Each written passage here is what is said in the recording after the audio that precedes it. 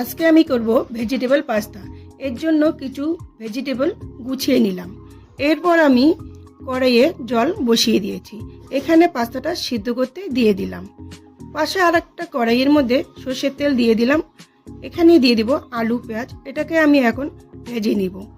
এখানে দিয়ে দিব বাকি ভেজিটেবল, এটাকে একটু নেড়ে নিয়ে দিয়ে দিলাম লবণ, হলুদ, এরপর vinegar, soya sauce, pasta sauce দিয়ে ভালোভাবে মিশিয়ে নিলাম।